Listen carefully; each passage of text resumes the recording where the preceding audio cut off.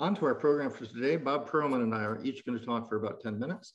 Then we will have four distinguished authorities on neural systems make a 1 or 2 minute example, and then we'll open it up for broader discussion. Bob, over to you.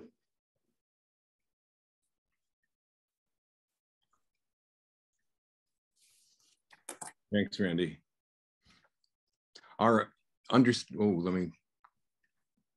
There we go. Our understanding of physiological control mechanisms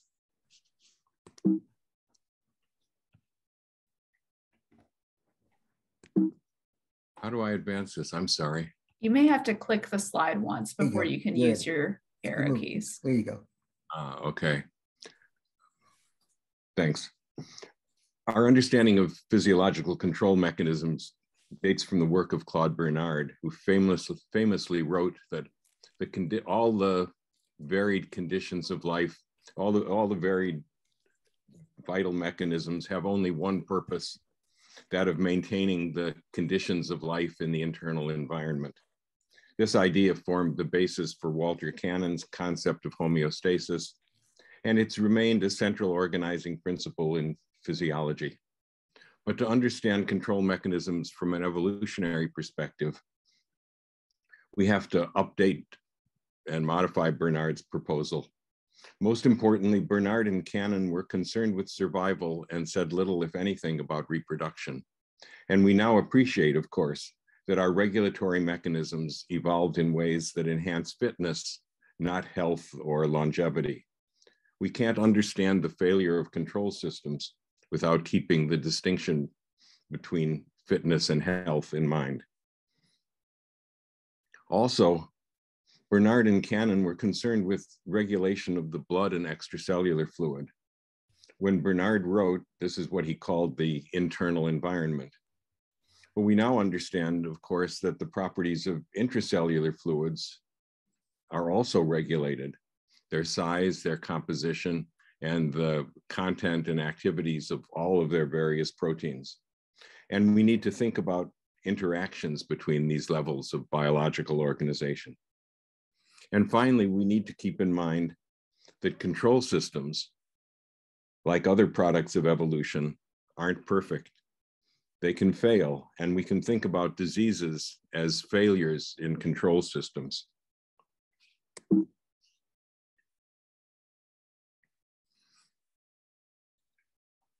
Remember that metabolism means change.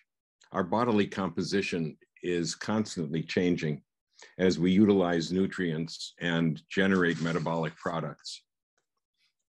Moreover, our metabolism inevitably causes cellular damage, such as damage from reactive oxygen species. And all of this goes on even before we get out of bed in the morning. Once we're up, what we might call the activities of daily living lead to even greater physiological changes that also need to be controlled or regulated.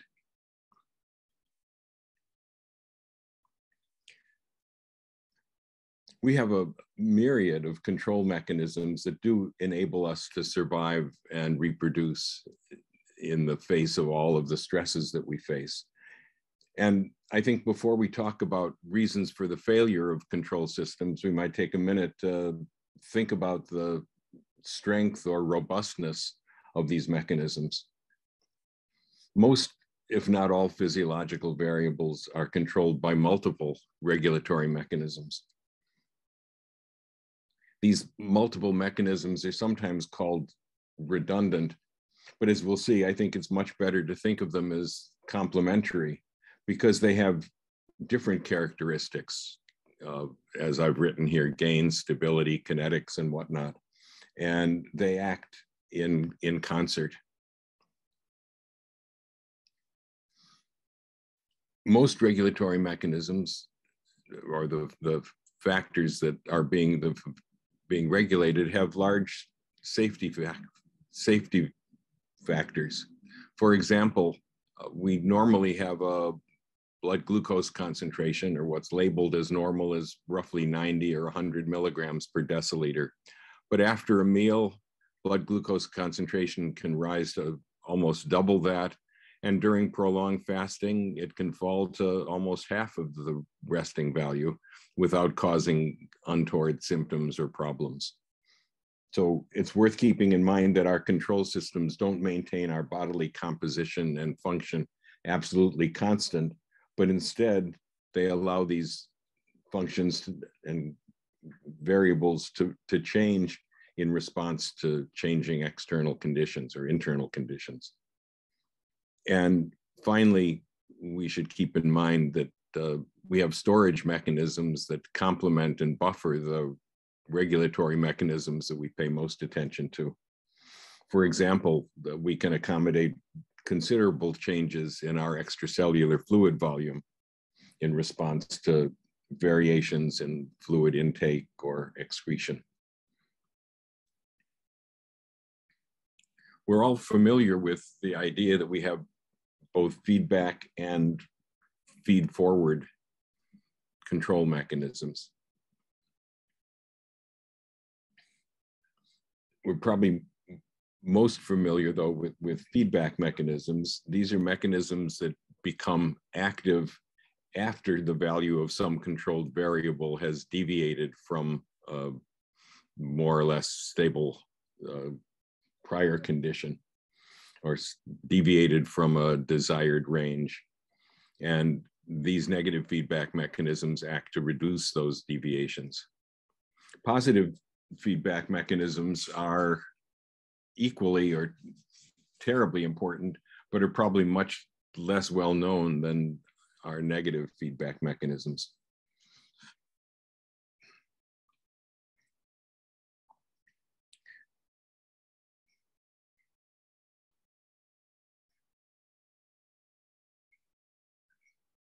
Let me get back. Okay, just to give you an example about positive feedback mechanisms, Randy has pointed out that once some physiological processes begin, I think labor and delivery is a good example, it's important that these mechanisms be completed and be completed promptly. And it's these situations, these physiological functions, where we can expect to find positive feedback mechanisms that act until the desired function that is carried out to completion. And in addition, of course, we have feed-forward mechanisms. And these feed-forward mechanisms are anticipatory or predictive. They respond to predicted changes in a organism's internal environment, either because of changes in the external environment or because of changes in the organism's behavior. And they act to prevent or minimize in advance the changes that would otherwise occur. So we can think about both feedback and feed-forward mechanisms, and as negative feedback and positive feedback mechanisms. This slide illustrates some of the mechanisms that are involved in blood pressure regulation. It shows the strength of these regulatory mechanisms on the ordinate and the time course of their activity on the abscissa. And this is work taken from Arthur Guyton and his colleagues. I don't want to go through this slide in detail. I just show it to emphasize the myriad regulatory mechanisms that can act in concert to regulate blood pressure, say after a fall in blood pressure after an acute hemorrhage. So the first responders are neural mechanisms, which become active within seconds after a drop in blood pressure. And these neural mechanisms are active for something on the order of hours, but they physiologically adapt to a new lower blood pressure and become unimportant after several days. Endocrine mechanisms, renin-angiotensin and aldosterone, these mechanisms become activated more slowly than the neural mechanisms, but they last for longer times. And finally, the longest lasting mechanisms are mechanisms involved in blood volume control. Again, I think the take-home point from this is that these regulatory mechanisms are not redundant. You see they're very different properties, and they act in concert to regulate blood pressure. The same is true for other physiological variables. And finally, let's think about some of the reasons for control system failure. I said earlier, we think about diseases as due to failures in control system. And for all of the reasons that natural selection can't eliminate or prevent disease, it can't prevent control system failures. Mutations, of course, may disrupt the function of control systems. Control systems, like other physiological functions, may deteriorate with age. Parasites may manipulate our control systems in ways that enhance their fitness, even if it's at our expense. Our control systems evolved to meet the challenges that were faced by our evolutionary ancestors, and they may not be adequate to protect us in the face of the novel environments in which we're now living.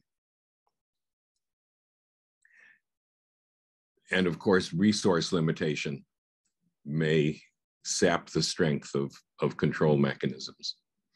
But finally, we should also remember that there's some trade-offs in control system design that may also lead to disease. One important one is the trade-off between gain of a control system and the stability. And this trade-off occasionally will lead to oscillations, which may lead to such problems as Cheyne-Stokes respiration or neural tremors and the like. And lastly, we should remember that the inappropriate or prolonged activation of some control mechanisms may themselves lead to tissue damage, resulting, say, from prolonged elevation of blood pressure. So this prolonged tissue damage is sometimes characterized as allostatic load. So these are some of the reasons for control system failures. And I think Randy will talk more about the diseases that result from these failures. So with that, I'd like to stop and turn it over to you, Randy. Thank you. Thanks so much, Bob. That offers a really wonderful preparation for what I'd like to say. Bob's work has inspired me to pursue all of this work. My special theme today is the intrinsic vulnerability of control systems and how they might help to explain disease heritability. Really, our goal here is to pull together people working in adjacent areas. We've talked about the intersection of medicine and evolutionary biology a lot.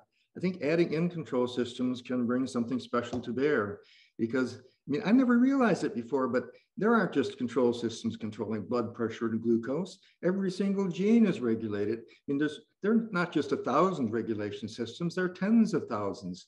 How do you get tens of thousands of regulation systems from only 20,000 genes? Our grasp of the body is still coming along. Furthermore, disease is dysregulated control systems. We can think about disease in those terms. That's the intersection that I think offers a huge opportunity. There are a bunch of people working in that area. I think more of us getting together there and sharing our ideas would be very productive. I got into this really because of work in an anxiety disorders clinic at University of Michigan, where only after 10 years did it become clear to me that really these were dysregulated control systems. They were runaway, nasty, vicious cycles. For performance anxiety, it's obvious. Those of us giving a talk like me right now, you get a little bit nervous and your voice cracks, you forget what you're doing, you press the wrong button, and then you start worrying, oh my gosh, am I going to get anxious? Is that going to cause more problems? Bad enough when you're performing or in sports or something. Sex is a real one. One failure in performance makes people so anxious that it causes more, and then you're off to the races with bad problems. Do you know that there are thousands of people who can't go to the bathroom in a public bathroom because their bladders won't release when they're anxious? And of course, once you start worrying about that, it just gets worse. Panic attacks also, and a really simple one we all experience is insomnia. I've got to get a good sleep tonight. Well, that's a perfect recipe, of course, for being anxious about it and not getting a good sleep. Turns out that this basic idea applies lots of other places too, and eating disorders in particular. If you have a desperate fear of obesity and you demand to get thin, you're liable to just stop eating for a few days to try to lose your weight. And guess what? That reliably causes binge eating and weight gain, causing more fear of obesity. Now, the fear of obesity and the wish for thinness comes from other sources. And Dr. EvMed has written profoundly about sexual competition. But I think this is the nasty cycle that perpetuates eating disorders. Congestive heart failure is another one. George Williams and I wrote about this years ago. When the heart isn't pumping enough, the signal is you better load more fluid on. And indeed, the kidneys do start bringing on more fluid. And that paradoxically, because the heart usually is pushed past the Starling point, makes it worse yet. And this is where heart failure goes into a positive feedback vicious cycle. So I tried to understand all this more deeply. And if any of you who followed along with control systems, you have probably experienced the same frustration I have, because different names are given to different boxes and everybody draws things differently. And if you look at books called Control System for Dummies or Introduction to Control Systems, almost all of them by the third page are into calculus. And it's important because that's how engineers manage control systems. You really have to follow some of it. But here's the simplest possible diagram I can provide for you. You got to control temperature, either of your body or a room. And it turns out that temperature is measured by a sensor and compared to a set point. That comparator creates an error signal that goes to a controller, and that turns on the furnace. This keeps the temperature stable, or should. So this is the control system here, and these are the external factors. But this is the basis for all of those, not just thousands, but tens of thousands of control systems in our body. But it's not nearly this simple. It turns out if this is a simple thermostat just like that with nothing fancy, this is what you get. Wild fluctuations, way higher and lower than you want them. What you really want is something more like that, where the temperature only gets back, because it's very close to your preferred temperature. So how can you do that? So it turns out there are all these subtleties to control system regulation. There's an anticipator that sees the temperatures almost down to where the furnace should turn on, and it turns it on earlier. There are damping mechanisms to reduce swings. Allostasis, a term coined by Peter Sterling, who we'll talk in just a minute, adjusts the set points to changing conditions, such as it being colder outside.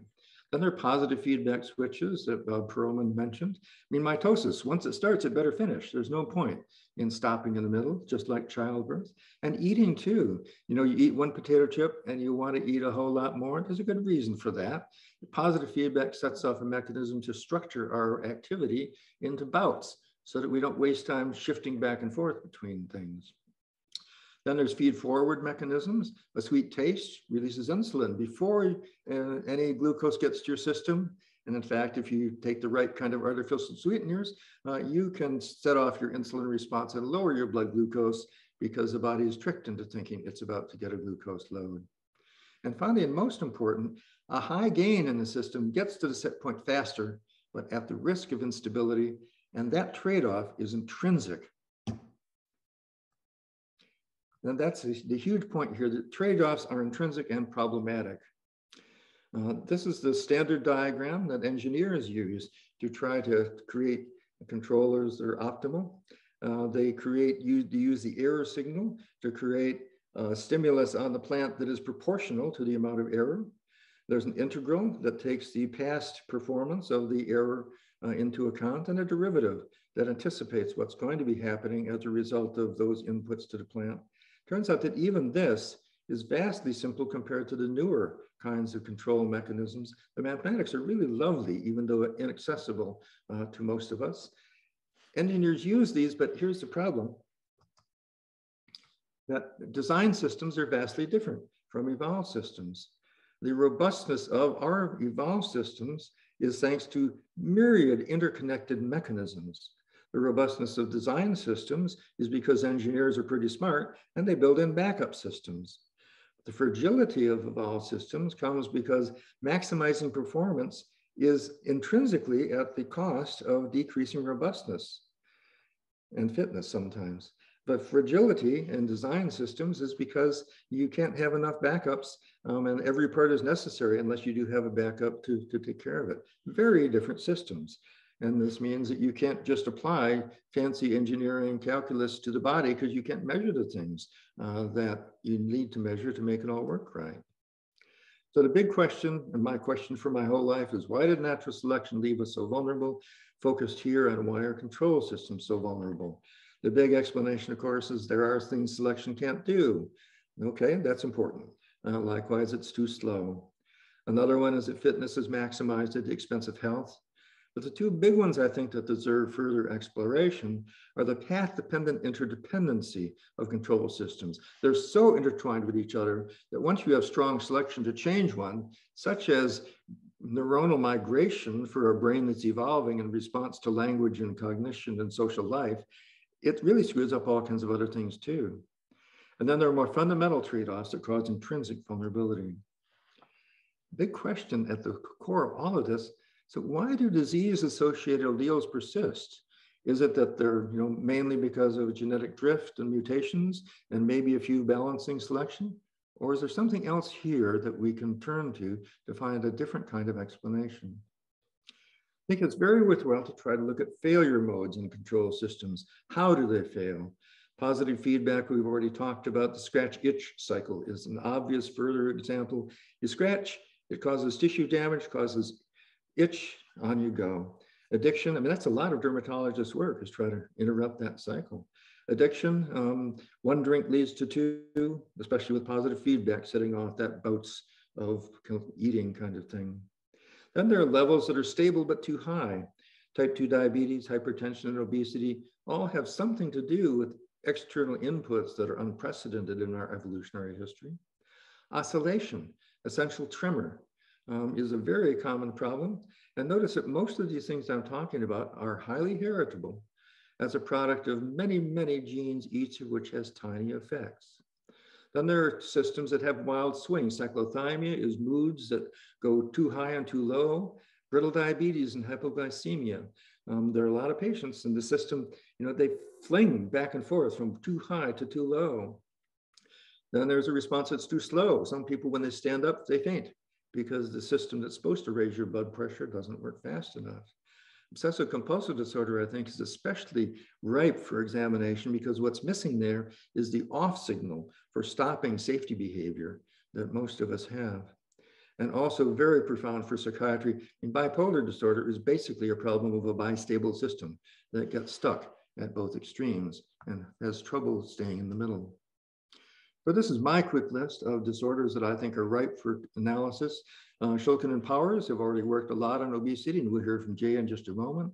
Chakravarti has written nicely on epilepsy and what it is about the tuning of the brain that leaves that system vulnerable to reentry. Cochrane has written bipolar disorder, much more to be done there. But all these others, I think, are just ripe for systematic approaches about the evolutionary reasons why control systems are intrinsically vulnerable to failure. This is a nice one by Katana, who's done marvelous work in the area. This is a diagram of metabolic syndrome. And I think the key here is showing that positive feedback loops in this diagram maintain and aggravate the syndrome once it gets going.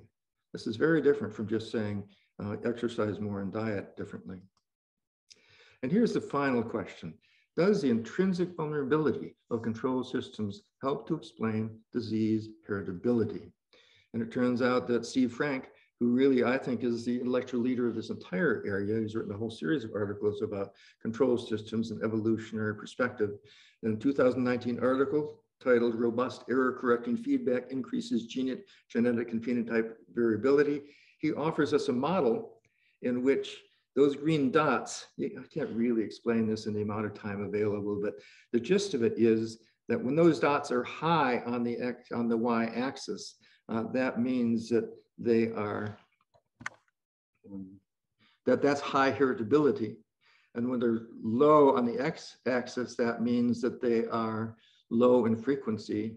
And in this model, an exceptionally well-controlled system leads to low rates of disease that are highly heritable.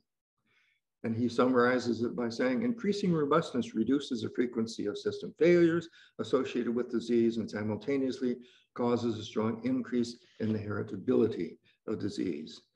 I am just overwhelmed by the potential profoundness of this for all of the genetic studies that are going on now, trying to identify the reasons why disease-associated alleles persist. So coming back to the main point, I think this is an area ripe for a lot of good scientific work, and a lot of people are already on it. They're not as well connected with each other as they might be. And our goal in the next few minutes is to start that process. I'm going to stop my sharing, and I'm going to ask Meredith to sequentially call on people to offer very quick. We've offered them each 2 minutes to offer one example, and then we'll open it up to wider discussion. Meredith. Yeah, thanks so much. So we have 4 people that are going to provide brief comments. For those of you in the audience that would like to ask questions or have comments, you can raise your hand at any point and we'll queue you up for after these 4 comments. But first we'll go to Bernie Crespi for some brief insights. Bernie? Thanks, Meredith, and thanks, Randy and Bob. This is a great topic, thinking about control systems as forms of adaptation. I did want to give a shout out to John Bowlby, who I think of as the father of control systems in evolutionary biology from his work back around 1980. My interest here at the moment has to do with 2 very common female reproductive disorders, endometriosis and polycystic ovary syndrome, both of which are disorders of the hypothalamic pituitary ovarian. Oh, Bernie, you've gone on mute accidentally. How long ago was that? You had just started saying hypothalamic pituitary axis. Right. PCOS and endometriosis are both disorders of the HPO axis, which can be thought of as a classical example of a control system. And I think what's especially interesting with regard to these is that the development of these control systems during the fetal stage being controlled by levels of fetal testosterone. So one can think about control systems not just in terms of how they operate, but also in terms of how they develop, and changes to their development in different directions can create different sorts of vulnerabilities of the types that Randy has described. So I think that this sort of perspective is fundamental to understanding these disorders. That's all. Thank you so much, Bernie. So next, for some brief perspectives, we'll go to Peter Sterling. Peter, you can unmute yourself and go ahead.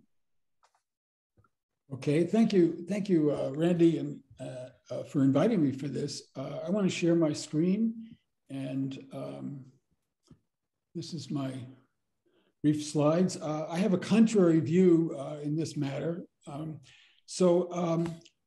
During the 1960s, I was working for civil rights in segregated Black communities, and I saw many strokes caused by hypertension. In investigating the cause, here's what I found. Blood pressures of foragers and horticulturalists are low and steady with age. But in the US, blood pressures rise as children enter school, and by graduation, 25% reach the hypertensive range. And this reflects chronic physiological arousal, which is steepest for African Americans, who are the most stressed because their lives still don't matter. The brain adjusts the blood pressure to each change in mental state. And here's a 24-hour record of one individual. And you can see that first he's dozing, then he has struck with a pin, he goes back to sleep, he has sex at midnight, he sleeps, he's coping. And it's the brain, his brain, that's recognizing the context, predicting his need, and adjusting the pressure to match. Now, our arteries adapt to high pressure, just like skeletal muscles to lifting weights. Here's the normal hypertensive individual, and he has healthy arteries. Here's a hypertensive, chronically hypertensive individual, and his arteries hypertrophy. Now, all the mechanisms for blood pressure are controlled by the brain. The brain controls the kidneys' volume of salt water. It controls the heart rate. It controls the arterial vessel resistance, and it even controls salt appetite. Now, the drugs can block each mechanism, but the brain compensates. So the brain decides to raise pressure. You can block that with a diuretic, but then the brain raises the heart rate. You can block that with a beta blocker, and the brain raises arterial resistance, and you can block that too. The pressure is controlled, but now the body can't respond to new predictions. Conclusions: hypertension is not an evolutionary mismatch, nor a control system failure. It's a neurocardiovascular adaptation to chronic stress. And this is true, I believe, for other modern disorders, including drug and alcohol poisoning, obesity, and type 2 diabetes. These are not, in my view, substance use disorders. Rather, they are predictable adaptations to a massively dysfunctional social system. And that's where I think we should pay our attention. Thank you. Great. Thank you so much, Peter. Next, for some brief comments, we'll go to Jay Shulkin. Jay, you can unmute yourself and go ahead.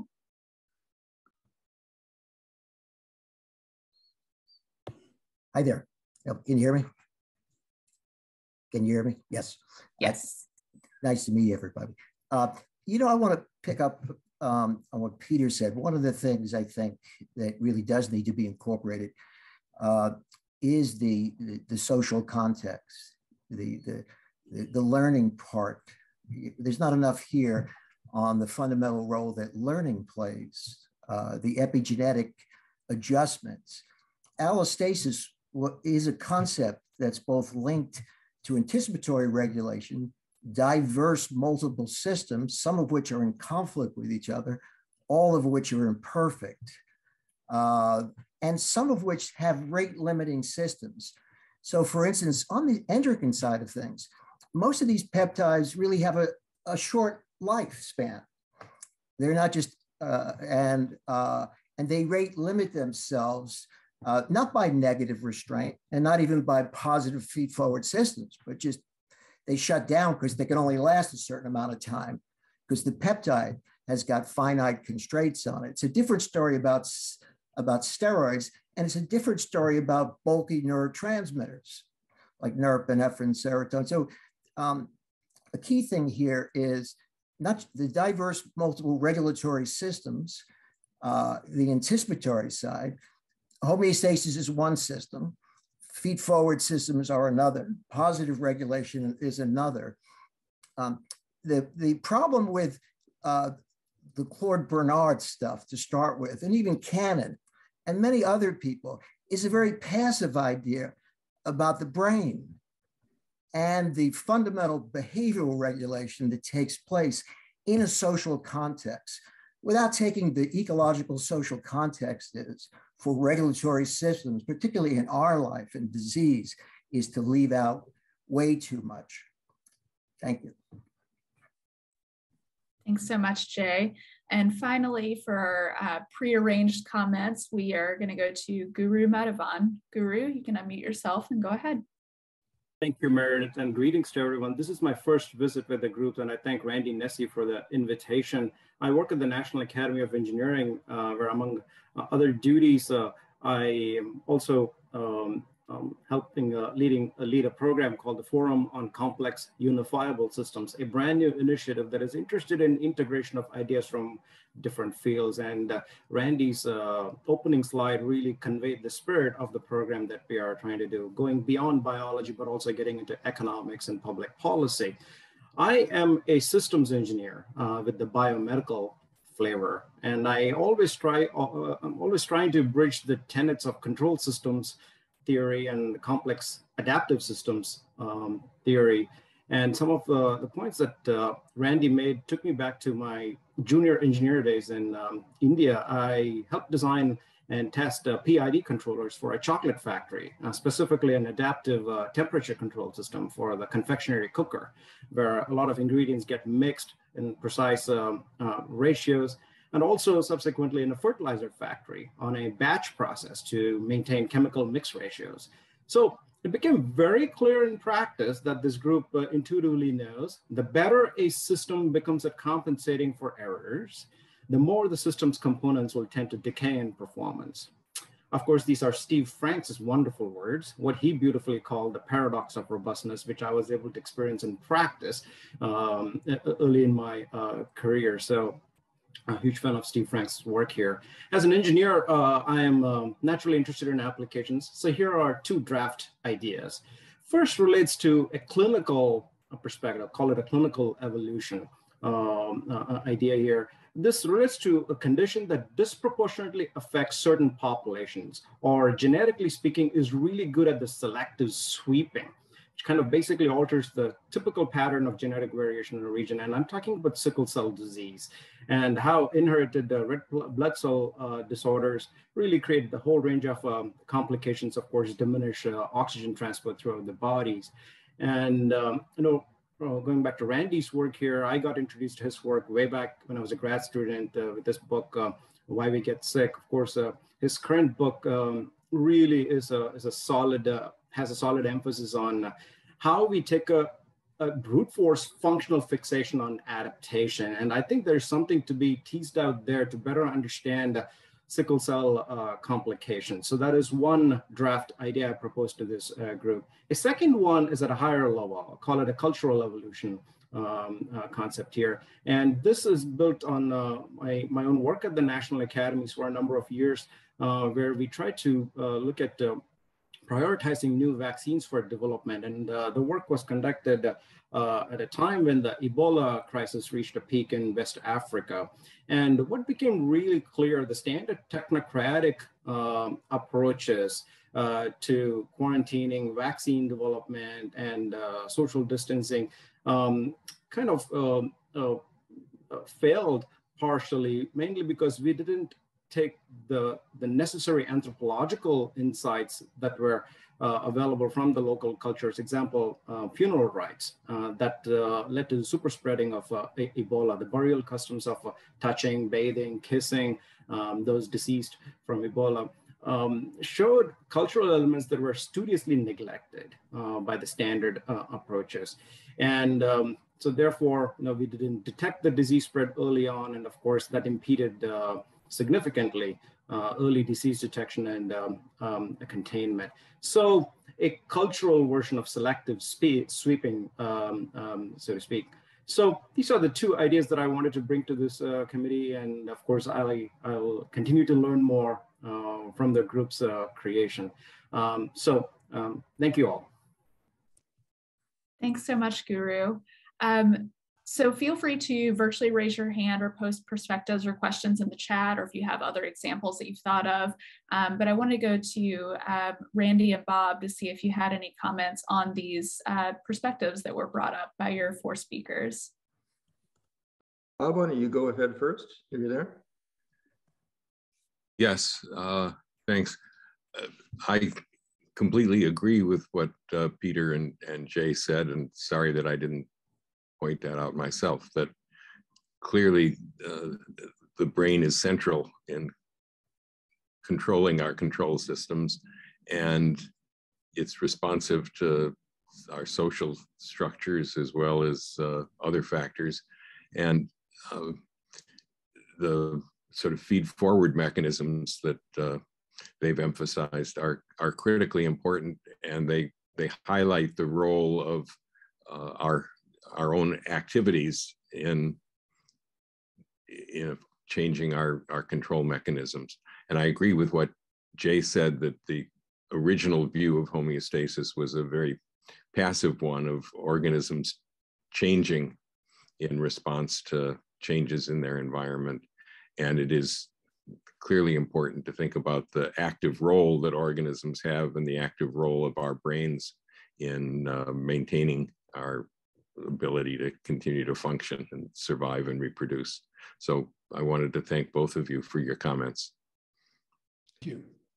And do put your hand up, everybody, if you have another example you'd like to mention of an area you think would be of interest examining from this viewpoint. I'll just emphasize that these control systems go all the way from gene expression up to not just the brain and individual behavior, but the social behavior, and trying to understand all of these systems and control system frameworks, I think, can be enormously helpful. I think one of the questions that we need to investigate is to what extent these control systems are indeed fundamentally intrinsically vulnerable to failure as a result of the kinds of trade-offs, or has natural selection in fact solved that for most of them?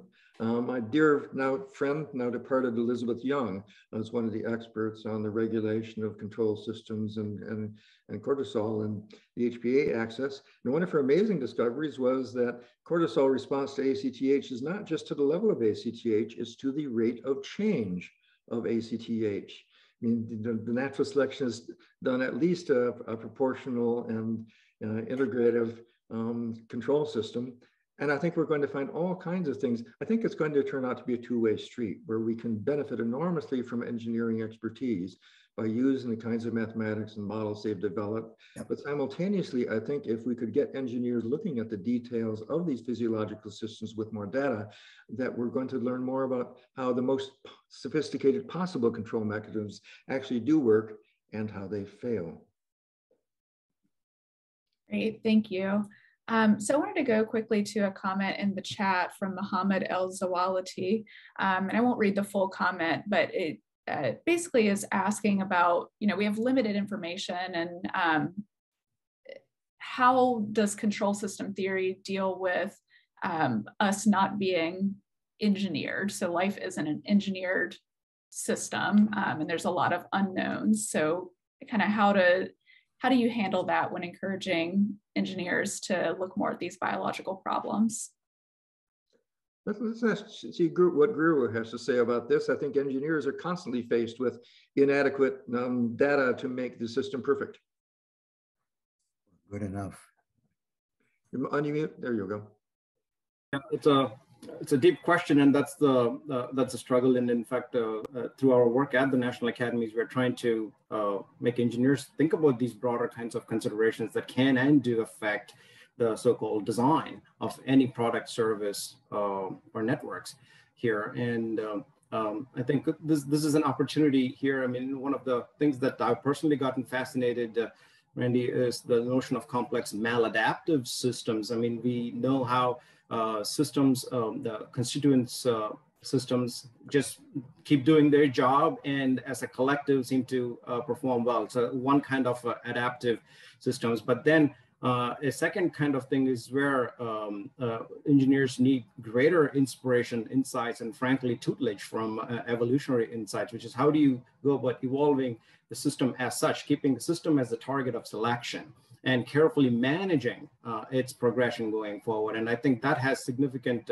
role in how we think about markets and regulation and public policy. This is at the highest enterprise level, Randy. So I think, as you said, from the level of gene expression to the highest level policy issues, there are ways in which the evolutionary insights can deeply influence the design process. So I see Steve Frank has joined us here, and I wonder, Steve, if you could unmute yourself and make a comment about all of this. You've also talked about how the frequency of error of feedback is crucial in designing these systems. And are you there? Okay, I hadn't prepared anything, but I think it's important in relation to some of the comments that I'd like to say that error correcting feedback is the single greatest principle of design. And really, if you want to summarize all of control theory and all of the complicated mathematics, there's a lot to it. But if you just learn the one idea that error correction is crucial, basically you can use relatively sloppy components to build beautiful, powerful systems with error correction. And essentially, biology as we know it would be impossible without simple error correction. But error correction has many non-intuitive properties. And the slide that Randy showed at the end of his talk, the underlying principle is quite simple, which is, it was mentioned also by Guru, is that once you have a system that can correct errors, then the underlying components are now protected. And if the underlying components become a bit sloppy in their performance, the higher level control of error feedback corrects for that. And so what you end up doing is you start accumulating mutations. And this is where the heritability of disease seems quite natural. The more robust the system becomes to protecting itself from fluctuations, the more the system intrinsically acquires fluctuations. There's a second line of argument that's very similar, but is actually quite different, which is also that as a system becomes good at protecting from perturbation, it pays to use cheaper components because presumably organisms are designed not to overexpend resources on things that don't need to be perfect. So if you put a higher level of control onto a system that regulates it, then the underlying components, which were previously important to be engineered or biologically designed to be quite perfect or at least function to a high level, you can now use cheaper, sloppy components. And so there's a natural evolutionary tendency in both engineering design and biological design for systems to acquire higher level error correcting feedback, which protects them and makes them function better, and for the underlying components to decay by using cheaper components or acquiring mutations. And so this intrinsically leads to weak points with disease in populations with sexual organisms.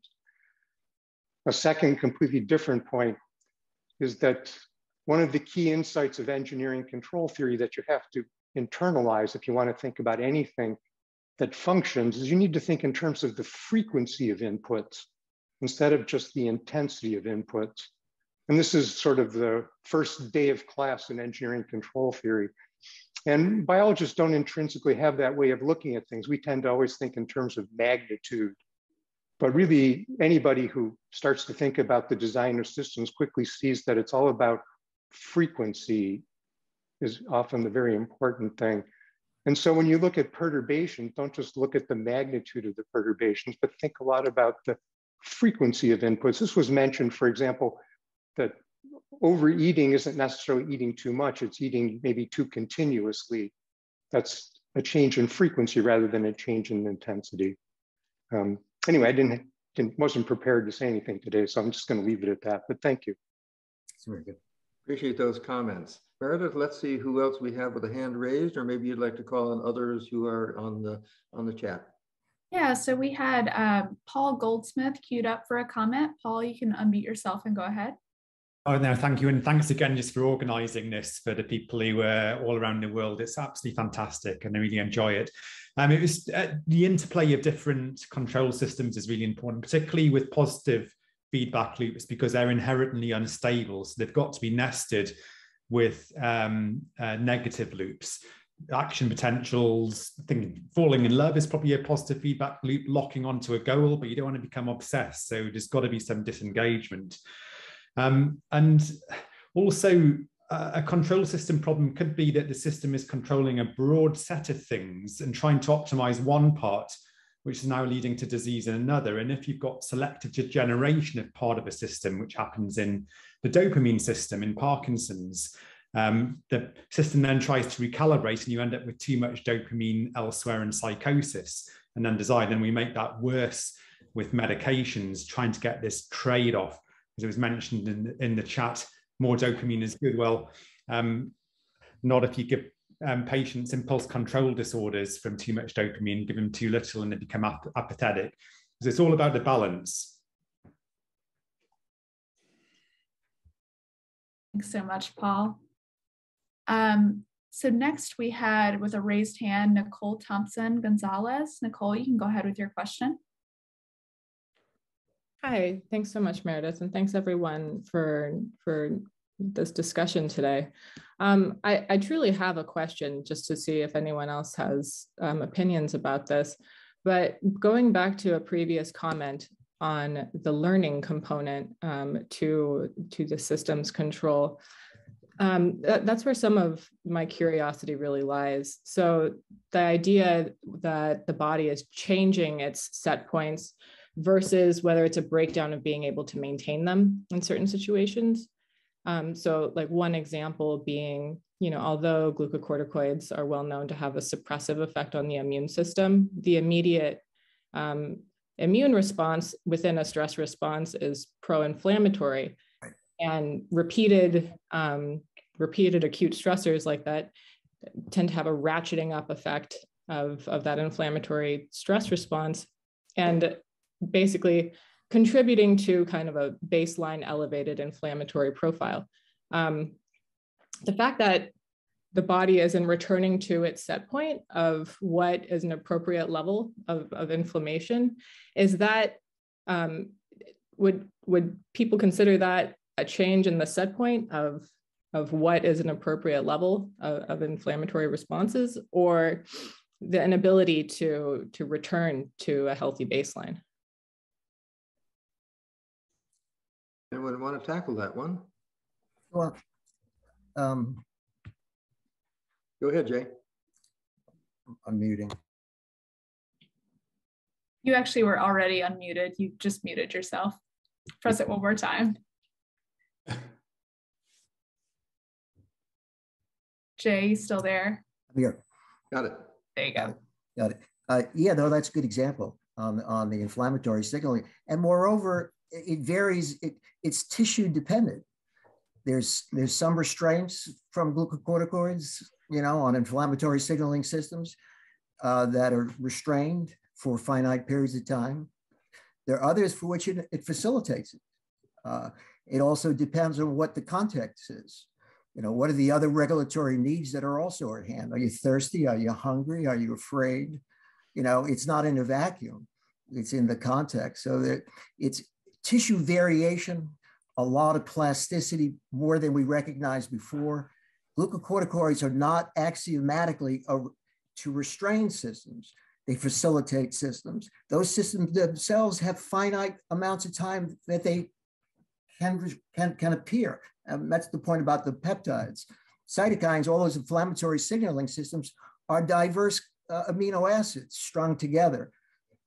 There's not much of a difference between the inflammatory signaling systems and the greater range of peptides that circulate. So that's a fundamental part, whether you're talking about blood pressure, whether you're talking about fear, whether you're talking about obsession.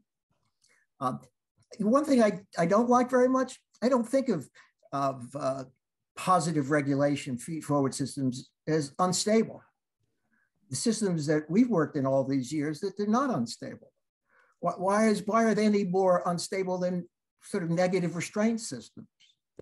They're all imperfect systems. I like the fact that, Bob, you brought up satisficing. That's a Herb Simon phrase.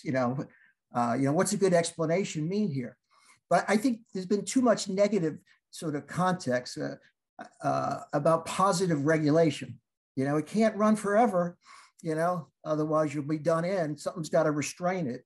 Otherwise, they just they have finite periods for which they can actually function in the body, and they turn off by themselves. And that's a lot for the peptides.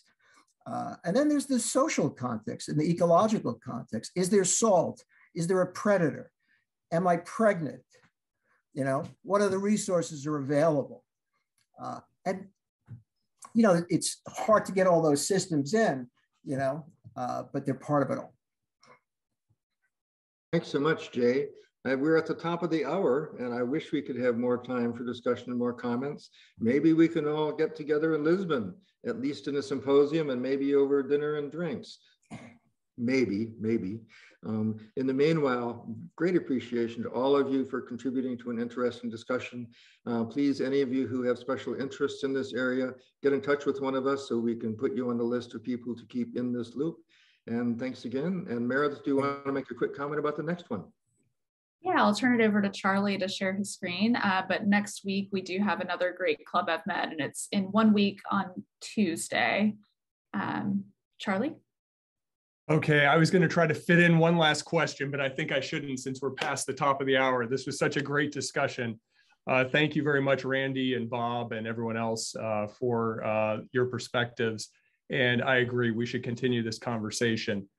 Just to look forward, we have our schedule pretty much lined up. There might be a few adjustments or additions. We had this great talk today. that we just finished up with. Our next one is a book talk with Rob Dunn from NC State, and he'll be talking about his new book. And then after that, we have a whole lineup of really fantastic talks covering the full range, almost the full range of topics we could cover in evolutionary medicine, as you can see here. And I'm not going to go through each one of those, but we have about 8 or 9 talks lined up for the spring. So stay tuned, and we hope to see you guys at future Club EvMeds. Thanks again, everybody. Thanks everyone.